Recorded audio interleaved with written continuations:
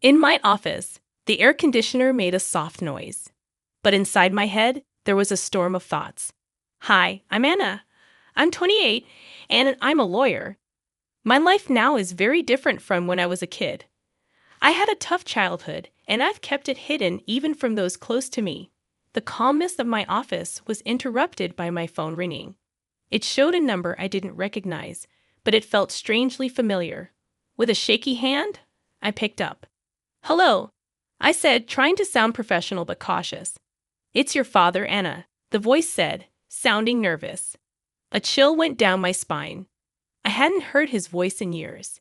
It used to mean safety and love, but now it only brought back betrayal and pain. "Why are you calling me?"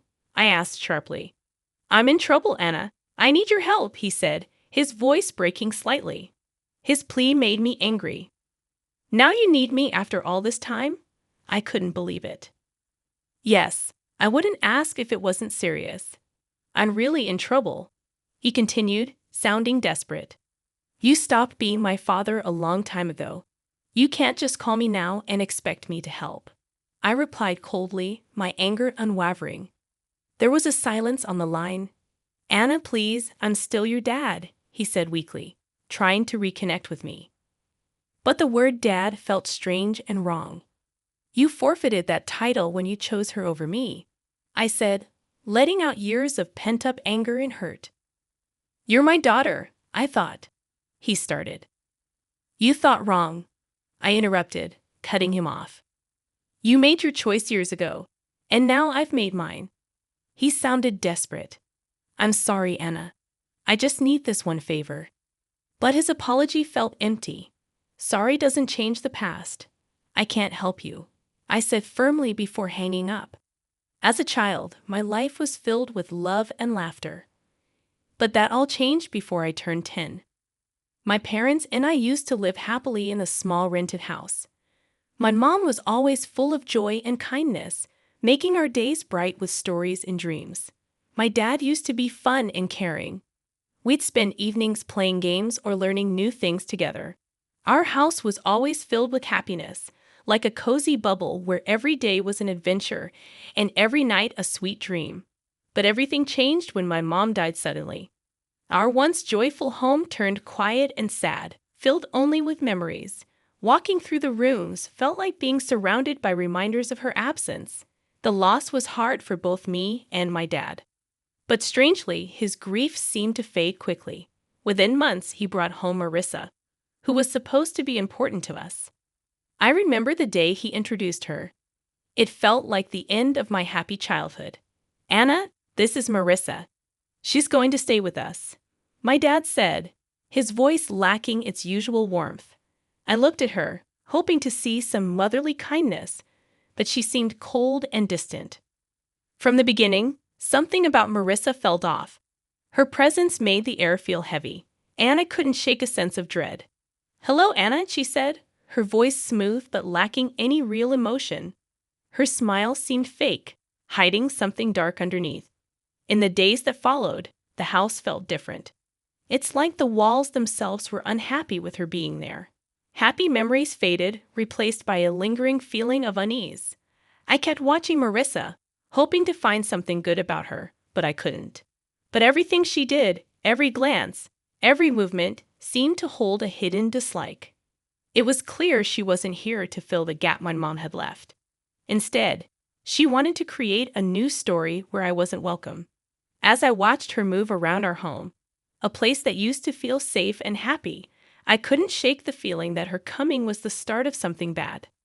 The way she looked at me with eyes that seemed to hide things didn't promise anything good for the future. The days after Marissa arrived felt like walking through a bad dream. Our once joyful house, filled with my mom's laughter and love, now felt cold and unfriendly. Marissa's presence made everything harder. Even simple things like breakfast became a struggle. One morning, my food tasted too salty. "Marissa, did you put too much salt in this?"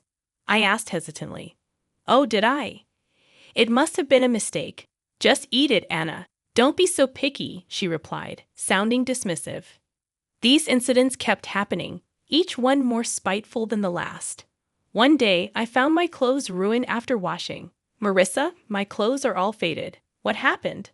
I asked, holding up my once favorite dress, now ruined. She shrugged, saying, maybe the washing machine is acting up. Or maybe it's time you stop wearing such childish clothes. I felt frustrated, but arguing wouldn't help. I turned to my dad, hoping he'd understand. Dad, Marissa is ruining my things.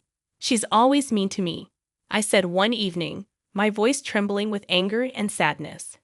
But my father didn't listen. Anna, you're imagining things. Marissa is doing her best to fit into our family. Stop causing trouble, he said sternly, his words hurting me deeply. Every day became a struggle, trying to deal with Marissa's hostility and my father's indifference. The home that used to be my sanctuary now felt like a prison. I spent more time in my room, trying to escape the tension. Living with Marissa was like living in a nightmare. I missed the happiness my mom brought, the contrast to the darkness Marissa brought. Living with Marissa turned into a daily struggle. Her hostility grew from words to actions, sometimes hurting me physically. It started subtly, with pinches on my arm or twists on my stomach, always where they wouldn't show. I tried to avoid her, taking longer routes or waiting until she was busy, but she always found a way to hurt me. One day, while I was reading quietly, she walked in and pinched my arm hard, for no reason. Her nails dug into my skin, and I winced in pain, but I held back any cry of protest. She looked at me with a cold, triumphant smirk before walking away.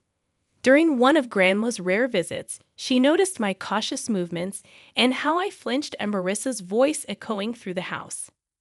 Anna, is everything all right at home? Grandma asked, her voice filled with concern. I looked at her, my heart aching to tell her the truth, but fear and the desire to protect her held me back. Yes, Grandma, everything's fine. Just a lot of schoolwork, I lied, forcing a smile. She seemed unsure but didn't press further. I felt guilty for deceiving her, but I couldn't bear causing her distress. That evening, as Grandma left, I saw Marissa watching from the window, a satisfied expression on her face. It was as if she enjoyed having control over me, knowing she could hurt me and get away with it. Her triumphant look made it clear she was in power, and I was just a helpless player in her twisted game. I retreated to my room, feeling trapped in a cycle of abuse and silence. The physical pain from Marissa's pinches and twists was bearable compared to the emotional turmoil I felt. School became my sanctuary, a place where I could briefly escape my home life's misery. But even there, the shadows of my struggles at home began to seep through. My teacher, Mrs. Thompson, a kind-hearted woman who always encouraged her students, started to notice changes in me. One day, as I handed in my homework, she gently grabbed my wrist, her eyes drawn to the bruises. Anna, what happened here? These look like bruises, she said, her voice filled with concern. I quickly pulled my arm back, covering the bruises with my sleeve. It's nothing, Mrs. Thompson. I fell while playing, I lied, avoiding her gaze. Mrs. Thompson didn't look convinced. Anna, if there is something wrong, or if someone is hurting you, you can tell me. It's important to speak out, she urged, her eyes searching mine for the truth. I wanted to confide in her, to tell her everything about Marissa and how I lived in constant fear. But the words wouldn't come. Instead, I forced a smile. Really, Mrs. Thompson, I'm fine. It was just a silly accident, I insisted. She gave me a long, thoughtful look, then nodded slowly. All right, Anna, but remember, my door is always open. You're not alone, she said, giving me a reassuring smile. I nodded, feeling a lump form in my throat. Her kindness made it harder to keep pretending everything was okay. As I walked home that day, Mrs. Thompson's words echoed in my mind. I felt grateful for her concern, but also deeply lonely, carrying my burdens alone. The idea of telling the truth about my home life was terrifying. I feared what Marissa might do if she found out I had told someone. That night at dinner, lost in thought about Mrs. Thompson's offer to help, Marissa noticed my silence. Why so quiet tonight, Anna? Cat got your tongue? She asked mockingly. I just shook my head and continued eating. trying to make myself as small and unnoticeable as possible. After dinner, lying in bed, the reality of my situation felt overwhelming. Mrs. Thompson's concern showed me that people cared, but the fear of what might happen if I revealed the truth kept me silent. I was torn between wanting to tell someone desperately and fearing Marissa's retaliation, a balancing act I faced every day. The day Mrs. Thompson decided to involve my father was filled with anxiety and dread for me. Sitting in the principal's office, I fidgeted nervously, fearing my father's reaction. When he finally arrived, his face was stern, his eyes betraying irritation and embarrassment. "What's this about, Anna? Why am I being called to your school like this?" he demanded sharply as he walked in.